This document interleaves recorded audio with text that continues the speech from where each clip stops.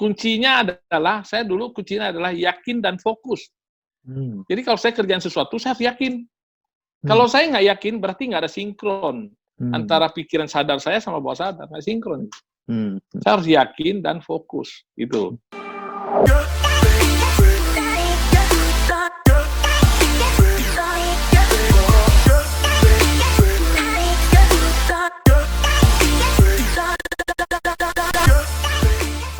Salam properti, salam sehat. Malam ini saya berjumpa nih dengan teman lama saya nih.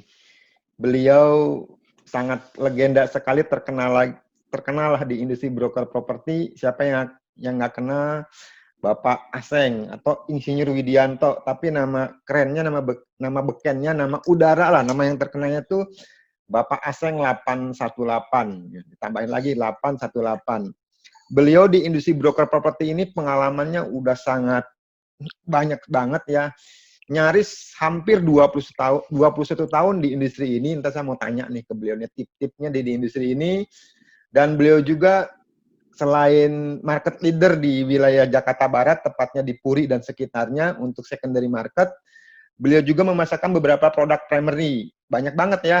Kalau saya absen mungkin panjang sekali ya, seperti Lipo Group, terus dari U-Resident, terus beliau juga memasarkan beberapa produk dari Sumarekon Group, dan beliau juga sebagai lead agent dari Sakura Garden City. Wah, banyak pengalamannya. Dan sekarang beliau mendapat amanah ya, mendapat tugas dari asosiasi, tepatnya dari AREBI, Asosiasi Real Estate Broker Indonesia, menjabat sebagai Waketum 6. Waketum 6 itu membidangi bidang hukum dan kode etik. Kalau kita bicara hukum dan kode etik, nanti saya mau gali ke beliau nih. Kode etik seperti apa sih? Hukumnya seperti apa sih? Nah, kita mau ngobrol-ngobrol santai dengan Pak Aseng, saya panggilnya nih. Pak Aseng, selamat malam. Apa kabar Pak Aseng? Malam Pak Margo, kabar baik nih, sehat. Sebelumnya ya saya ucapkan ini minal aidin Bapak izin nih Pak Margo. Mohon maaf dan lahir batin. Sama-sama, terima kasih Pak Aseng. Waduh. Ya. Di waktu sibuk Bapak, Zoom meeting, sibuk sana sini, akhirnya baru sempet nih ngobrol-ngobrol santai dengan Bapak nih. Pak, Bapak kan udah lama nih, nyaris 21 tahun nih. Bicara sedikit sejarah dong Pak, kenapa sih Bapak terjun ke bisnis broker properti ini? Dulunya dari mana nih Pak Aseng nih? Cerita dong Pak ke YouTube saya nih, silakan Pak. Ya gini Pak Margo, sebetulnya ya tahun 98 itulah akhir saya selesai karir saya di dunia yang sebenarnya saya di arsitek. Saya di arsitek menghabiskan waktu kira-kira 12-15 tahun, dan di Jakarta itu ada beberapa gedung high-rise saya ikut bangun sampai Karawaci. Di Karawaci kalau Bapak masuk ke sana, ada 2 gedung yang kembar, King and Queen namanya itu. Itu Almatapura. Itu saya terakhir proyek saya di sana dengan Hyundai. Kemudian saya coba main di multi level marketing. Terus kemudian dari itu sebentar lah, kira-kira sebulan, 2 bulan, atau 3 bulan, terus saya masuk ke dunia broker sampai sekarang. Saya masuk dunia broker tahun 99 akhir, terus sampai sekarang ini kurang lebih 21 tahun. Dan saya masih berkarir di tempat ini masih oke lah. Dan saya juga pernah jalanin asuransi juga sebetulnya, iseng-iseng ya. Ya, dalam 1 bulan saya jual 5 polis itu waktu itu. Saya cuma di training 2 kali, 1 kali di Starbucks, 1 kali di Excelso, itu luar biasa itu. Cuma itu aja trainingnya, nggak kemana-mana itu. Menjajali seberapa sih kemampuan saya di dalam dunia marketing. Ternyata ya hampir mirip lah ya. Ya di dalam 21 tahun saya berjalan, memang di tahun pertama pun saya main secondary dan primary. Tahun 2000 itu di secondary, kemudian juga primary kita kerjain juga. Itu nggak seperti sekarang, Pak Margo. Kalau sekarang kan ada lead agent, terus semua datang gerombolan gitu. Dulu nggak, setengah mati kita harus kerjain sendiri, mikirin idenya gimana, mau launching tuh harus gimana. Terus kerjain sendiri ya, bagi brosur sendiri semua lah.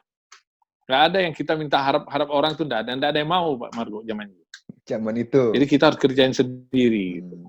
Itu 21 tahun yang lalu.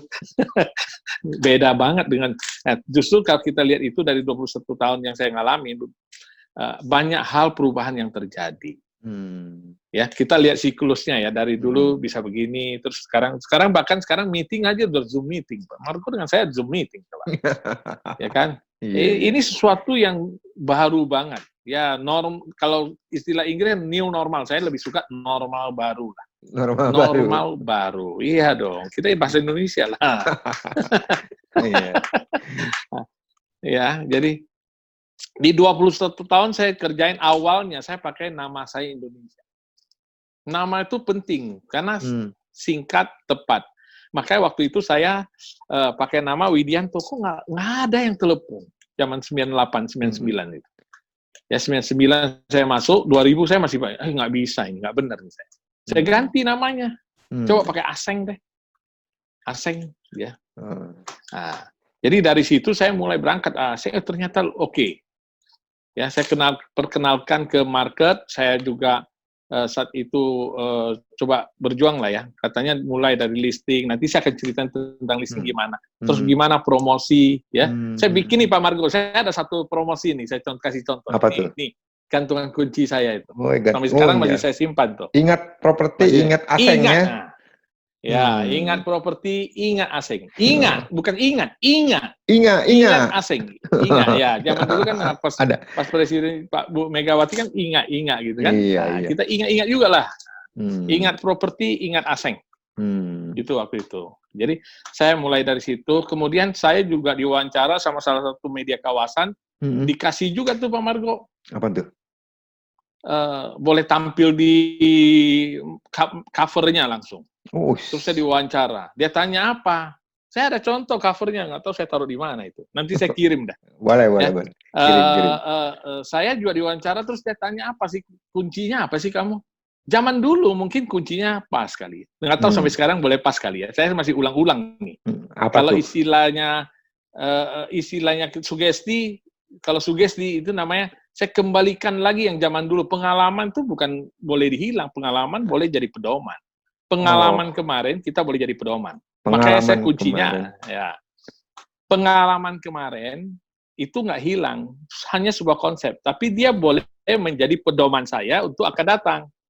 Makanya saya tampilin di Instagram. Mungkin orang nggak paham kenapa saya tampilin itu udah 20 tahun yang lalu. Kuncinya adalah, saya dulu kuncinya adalah yakin dan fokus. Jadi kalau saya kerjaan sesuatu, saya harus yakin. Kalau saya nggak yakin, berarti nggak ada sinkron antara pikiran sadar saya sama bawah sadar, nggak sinkron.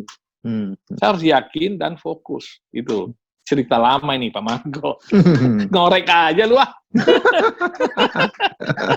Boleh dong, berbagi lah Pak di industri broker properti. Tapi sebelum saya masuk di sini Pak Margo, saya kan kerja di konsultan. Konsultan saya habis waktu sama developer, ada satu developer di Sunter.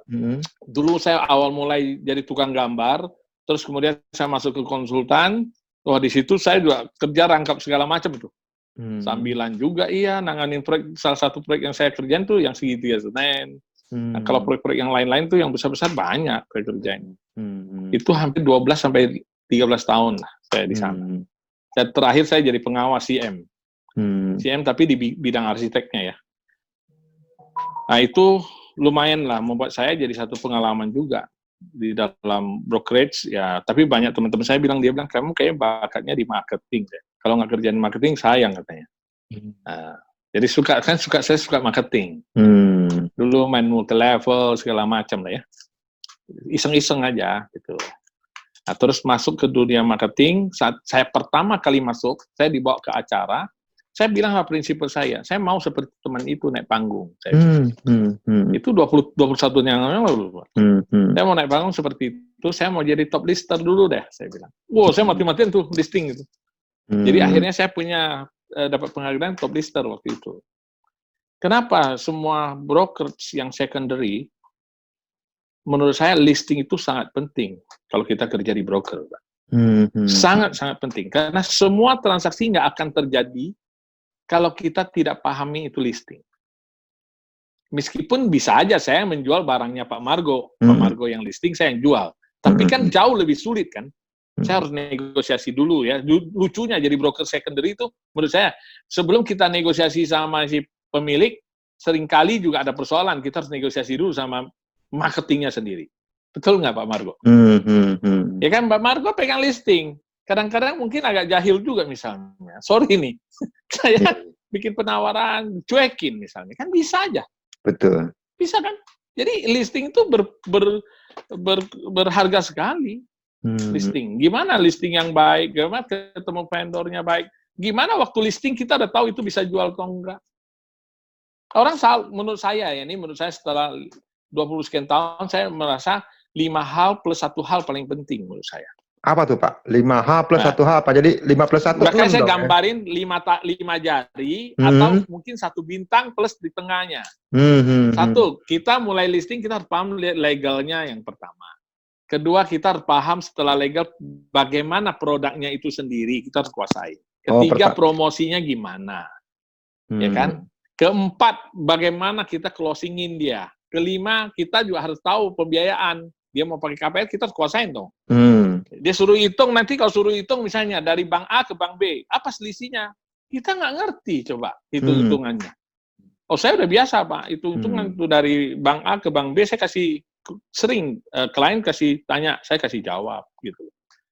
Bahkan ada satu kali klien kami misalnya, dia utang bank udah lama, saya bilang harus langsung potong itu properti kan tunda, Bapak pasti rugi banyak. Terus dia ditawarin nggak bayar pokok, hanya bayar bunga. Oh, itu setengah mati Pak. Saya bilang itu berat banget buat Bapak, harus secepat-cepatnya langsung gorok, saya bilang. Kenapa? Masa kita kerja buat bunga? Nah, ini sesuatu hal yang kita juga saya coba. Yang keenam yang paling penting. Apa tuh? Dari semua itu menurut saya, komunikasi Pak. Oh, komunikasi. Saya harus paham kalau komunikasi dengan klien A, klien B, klien C, tipikalnya apa? Apakah dia seorang visual banget, atau dia mungkin seorang auditori banget, atau dia mungkin kinestetik banget, kan saya harus tahu di itu dulu. Saya pilah gitu loh. Terus saya banyak belajar hal juga tentang psikologi, jadi tahu, oh orang ini cenderungnya analitis. Kalau dia analitis, saya nggak bikin satu angka-angka yang logik, dia mana bisa terima. Oh, ini klien pemikir. Saya nggak ajak dia mikir, mana bisa juga. Kan ini hal-hal ini yang saya pelajari juga. Gitu loh Pak. Jadi banyak hal yang saya lihat di dunia marketing itu luas, jadi kita bolehlah pelajari sana, pelajari sini. Nggak ada habis-habisnya. Sampai hari ini masih belajar Pak. Belum lulus nih. Udah 21 tahun, Bapak juga kan ngajar juga kan. Saya masih, Pak Margo, saya masih optimis bahwa siapapun orang yang diciptakan oleh Tuhan punya nilai yang lebih. Dan di lebihnya itu dipakai nggak? Kita itu pasti ada semua sumber yang kita belum ketemu. Karena saya suka belajar, jadi saya sangat optimis bahwa saya yakin bahwa setiap kita ini pasti punya sesuatu yang lebih yang kita bisa belajar dari dalam. Makanya sekarang ada orang belajar neuro linguistic programming, NLP, terus ada belajar bagaimana sadar bawah sadar. Nah, itu butuh waktu sih ya. Logik nggak logik lah itu. Masuk akal nggak masuk akal. Bagaimana sugestinya. Saya coba dalamin gitu loh. Nanti kalau sampai ketemu benar-benar bisa dibuktikan 100%, saya pengen sharing lebih dalam. Boleh Pak. Ntar tapi kita ngobrol lagi ya. Jangan ke situ deh. Ya, boleh. Pak Aseng, tadi Bapak bicara mengenai listing gitu kan. Jadi listing tuh kalau saya simpulkan nih buat teman-teman broker properti atau teman-teman yang mau terjun di industri broker properti, itu listing itu kata Pak Aseng tuh utama nih, darahnya kita. Kalau kita nggak punya listing susah untuk jualan. Walaupun kita bisa juga sih menjual listing teman gitu. Nah, kriteria listingan yang bagus tuh seperti apa sih Pak? Terus bagaimana cara untuk mendapatkan listing yang bisa dipercaya gitu? Karena kan kalau kita bicara listing di industri ini kan ada umumnya dua ya. Ada yang open, ada yang strategi Pak Aseng nih untuk mendapatkan listing ke calon pemilik supaya percaya sama kita, gimana tuh Pak strateginya Pak? Bersharing dong Pak ke teman-teman di sini Pak. Ini menurut saya ya. Ya, boleh. Saya gini. Jangan harap orang percaya sama kita kalau kita sendiri nggak percaya sama diri sendiri. Contoh. Contoh begini misalnya. Bapak datang ke customer, terus ditanya, Pak Margo berapa fee-nya? Di situ you mau jawab fee-nya aja udah takutnya setengah mati nggak dikasih itu listing. Setuju nggak? Betul. Ya kan? Kalau ditanya berapa fee yang you minta, saya 3%. Kalau Bapak mau tahu aturan pemerintah Permendak 51, di pasal kalau tidak salah pasal 12 ya, itu disebutkan di situ 3-5%. Saya cuma minta 3%, nggak banyak. Kalau coba saya datang terus ditanya berapa fee-nya yuk, mau sebut fee-nya mikir dulu, berhenti langsung kayak orang kena strom. Terus baru ngomong 2%, saya 2%, Pak. Oh, harga you 2%, hilang 1%. Kalau lu minta 2%, berarti hilang 1% dong. Iya. Mulai dari 3%. Jadi percaya dulu sama diri sendiri, baru listing itu ada berharga. Nah, terus menurut saya punya keyakinan lagi, listing itu tidak mungkin bisa terjual kalau memang pemiliknya nggak ada niat untuk jual. Oh. Kalau niatnya pengen jual, kita komunikasikan dong.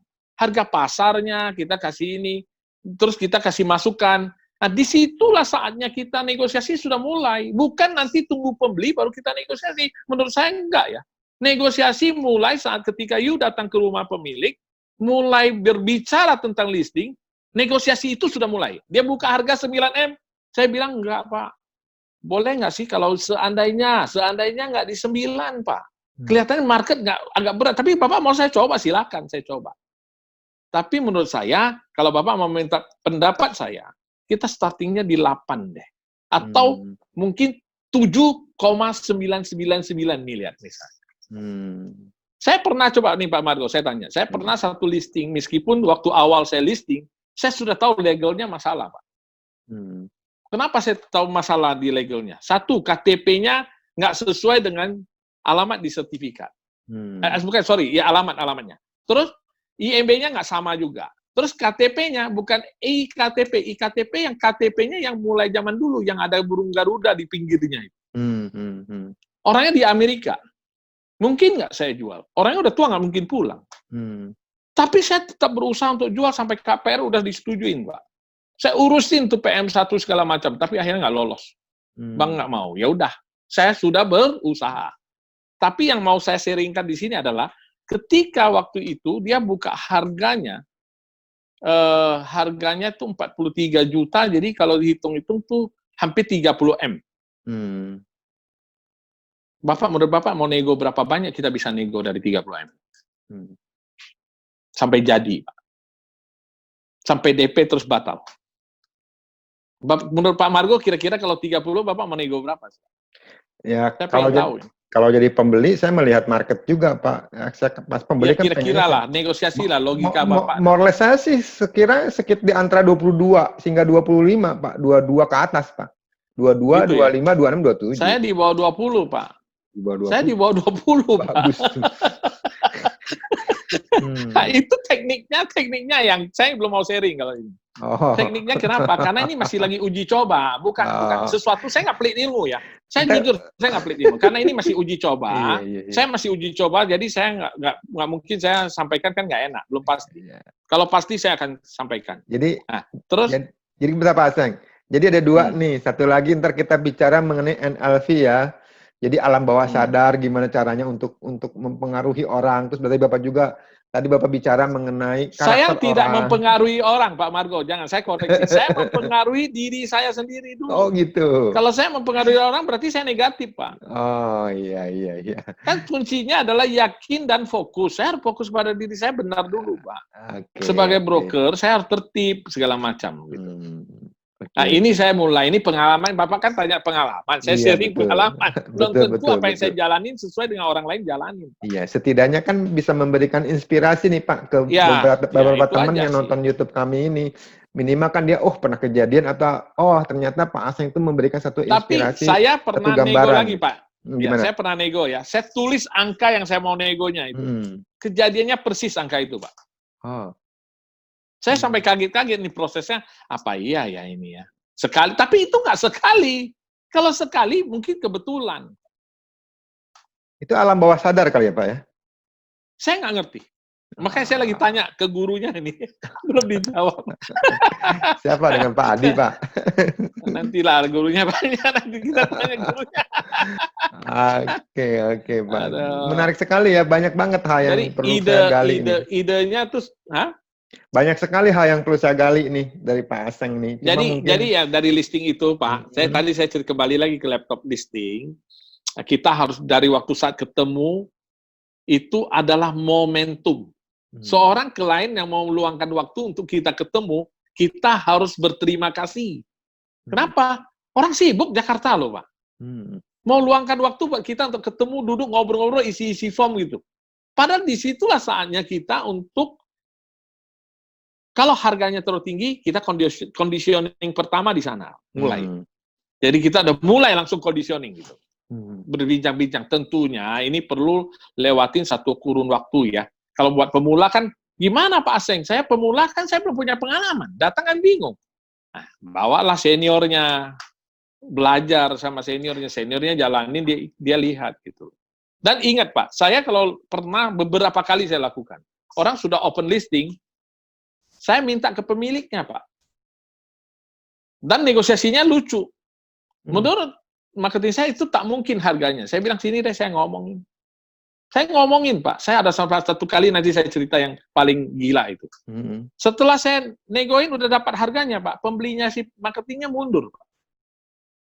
Terus saya bilang 2 minggu lagi lu pasti jual. Oke? Tapi saya minta listingan itu jadi eksklusif. Saya telepon si pemiliknya. Saya bilang boleh nggak?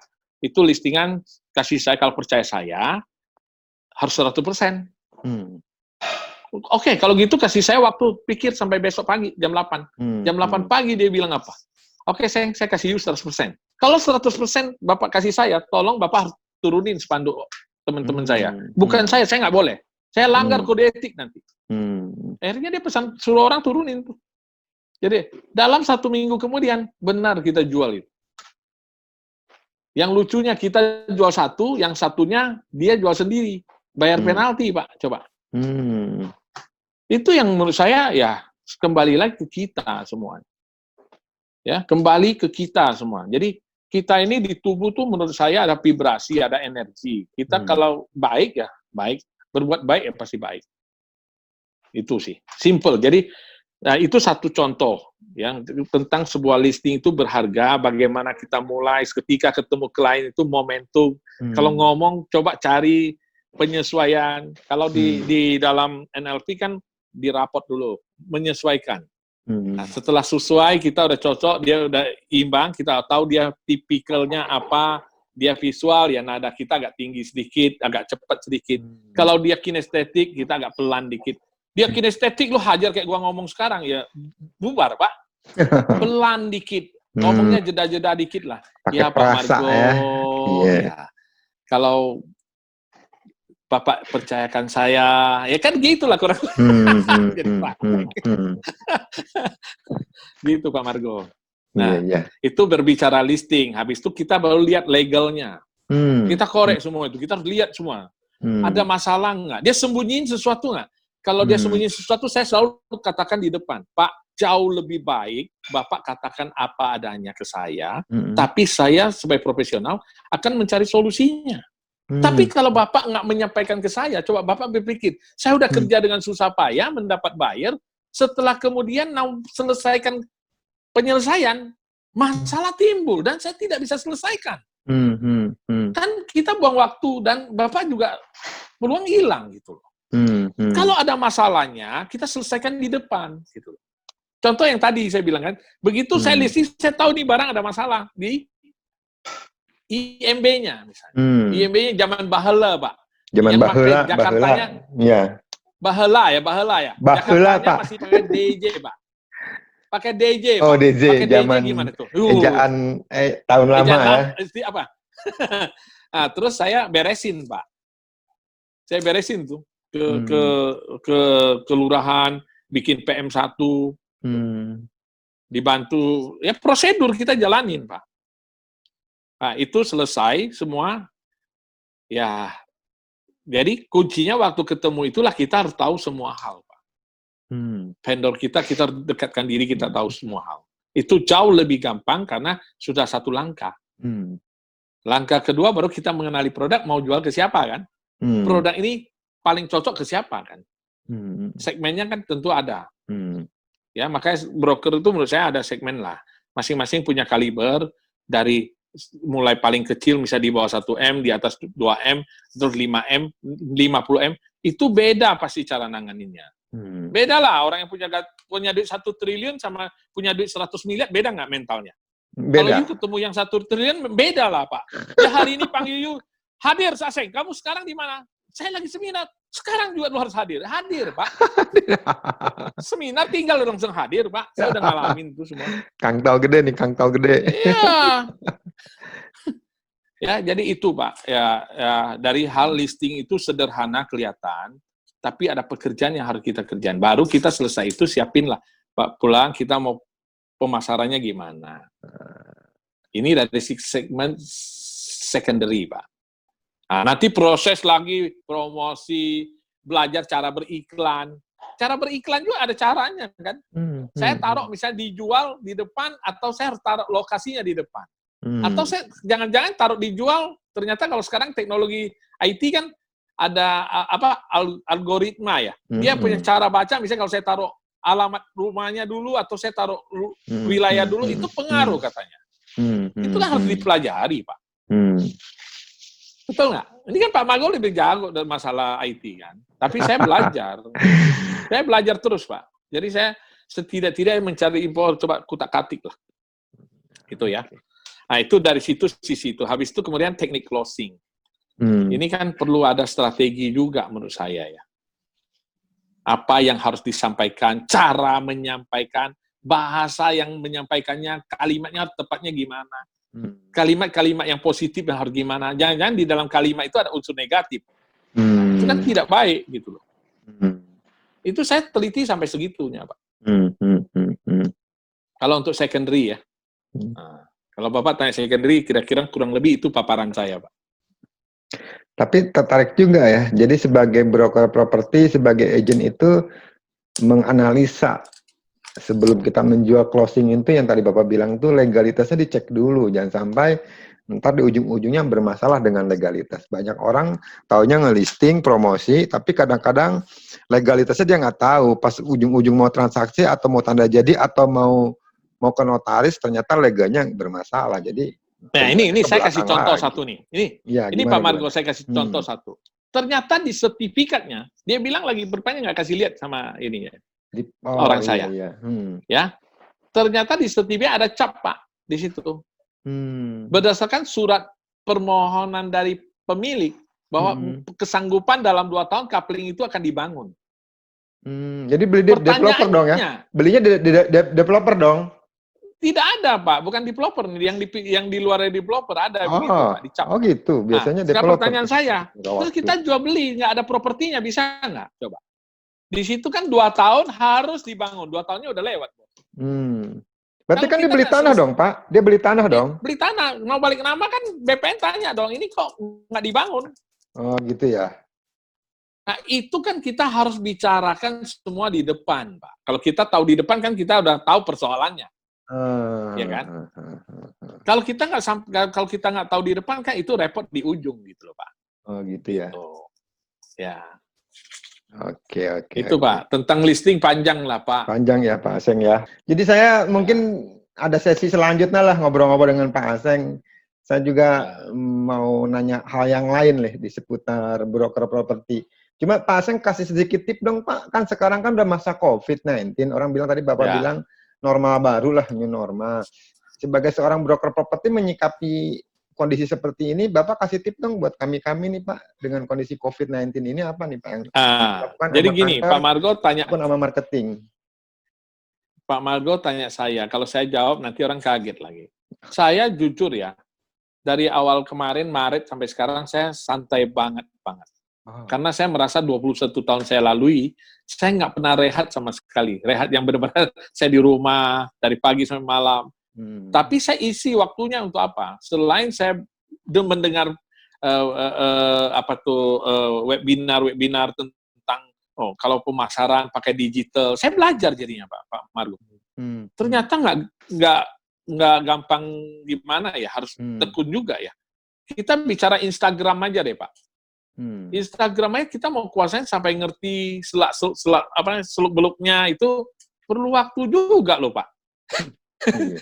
Bukan hal yang simple-simple. Orang pikir tayang aja, tayang itu mah nggak ada guna, Pak. Iya. Nggak dapat kangtau. Iya, betul. Menurut saya ya, setelah saya masuk, saya belajar sama mereka enggak. Ada celah-celahnya, jam kapan waktu jam tayang, katanya Iya. begitu. Nah, ini jadi kalau menurut saya sekarang WFH ya kita coba berkomunikasi lah. Klien kalau bisa kita komunikasi. Kalau di rumah juga kita perbanyak dengan pengetahuan. Gini loh, seseorang pasti pengetahuan harus ada. Kenapa? Mau berubah gimana, pengetahuan pasti ikut kan. Kita ikutin terus perkembangan, belajar. Kadang-kadang saya baca buku yang saya beli ini, ada satu buku saya beli udah 2013. Saya taruh di lemari, nggak pernah saya baca. Kemarin saya bongkar, karena saya ikut satu seminar, dia sebut itu buku, saya coba buka, ternyata hebat banget buku itu. Sinkron dengan saya lagi jalanin. Apa bukunya? Bocorin dong. Waduh. Gelombang Otak. Bukunya Gelombang Otak. Gelombang siapa? Luar negeri apa Indonesia punya? Luar negeri. Jadi saya selalu belajar yang gitu-gituan, Pak. Saya suka. Jadi ya saya dalamin lah. Gitu. Oke. Ya. Jadi Bapak di masa ini tuh santai ya. Belajar terus bukan santai gimana? Belajar juga isi waktunya dengan benar. Kita belajar, kita dalamin. Ya, kalau umur menurut saya tuh taruh di belakang, ya. Kan nggak ada patokan kan? Iya. Ya kan? Saya harus belajar sama yang muda. Yang nggak ada malunya saya harus belajar. Nggak ada gengsinya segala tuh nggak ada, taruh di pinggir itu, Pak. Iya. Ya, kalau orang masih ada gengsi, menurut saya ini hati-hati. Berarti egonya masih besar. Kalau orang yang egonya sudah tipis, gengsinya udah hilang, Pak. Apa yang mau gengsiin? Sama-sama dikasih sama. Saya kemarin dengar dari satu seminar tuh, Pak Adi. Sama-sama dikasih, mataharinya pagi dikasih matahari sama. Pak Margo besok terima matahari, saya terima mataharinya. Tapi salah satunya A dan B misalnya. A-nya tidur, waktu terima jam 7, masih tidur. Yang B-nya dia bangun, exercise, dapat matahari, dapat vitamin D, apa segala macam. Sama menurut saya. Jadi itu yang namanya pilihan. Gitu. Kitanya mau di mana? Kita tentu harus punya impian dan goal kan. Nah, di rumah walau saat inilah kita merenung, bikin segala macam. Gak usah peduli orang, sana bisa closing, itu rezeki dia. Emang Bapak tahu besok jadi apa? Kita nggak tahu. Hanya tadi yang kuncinya yakin dan fokus kan? Yakin dan fokus. Kembali, ya. Kalau menurut keyakinan saya, kan di dalam kitab suci saya ada segala sesuatu tiada yang mustahil. Gitu. Kita harus pegangan juga, Pak. Segala sesuatu tak ada yang mustahil. Segala sesuatu tidak ada yang mustahil. Kalau kita yakin dan fokus, maka Anda akan sukses di industri broker properti. Iya, broker itu luar biasa. Saya tanya, mana ada you jual satu rumah 1 M dapat komisi kalau 3% 30 juta, bagi kantor udah anggap 50% 15 juta. Betul. Tekunin aja lah. Saya udah ngalami 21 tahun dan marketing saya pernah yang sampai gimana-gimana saya udah lewatin. Jadi saya iya ya, luar biasa. Industri apapun baik, Pak. Kalau you lihatnya baik. Kalau kamu lihatnya kalau lihatnya baik, ya dong. Kalau gitu kita hanya broker baik nggak juga dong. Nyatanya orang kerja di resmi juga pangkatnya hebat-hebat, gajinya gede-gede. Iya. Tiap hari main golf, ya kan? Betul nggak? Nah, ada teman saya jual insurans, bilang jelek, nggak juga. Ngeri juga kalau dia kasih semua offset dia kasih saya lihat. Saya juga kaget-kaget saya. Jadi masing-masing tekunin bidangnya, harus berikanlah waktumu 100%. Makanya saya belajar satu seminar. 100% waktu adalah mungkin dalam 100% hal. 100% waktu kita mungkin dalam 100% halnya kita. Itu. Jadi menurut saya tinggal kita tekunin, Pak Margo. Ya, jadi broker bagus juga, bukan nggak bagus, sangat bagus. Saya mulai dari 99. Sekarang udah 20 juga. Iya. Ya. Nah itu, jadi masing-masing ada beda, Pak Margo. Kalau kita bicara secondary, primary beda. Secondary, menurut saya beberapa arah yang perlu kita handle. Contoh negosiasi aja. Kita kadang ke marketing listing. Ya, dari marketing listing baru ke vendor. Itu adalah tahapan. Ya, ada step-nya. Tapi kalau saya jual primary kan enggak, Pak. Price list keluar, nggak bisa nawar, Pak. Beda cara ya? bayarnya sudah dikasih. Beda ya, antara primary dan secondary beda ya konsepnya ya? Iya, skill-nya beda. Beda, oke. Skill-nya beda. Terus primary tergantung lagi, siapa yang punya proyek?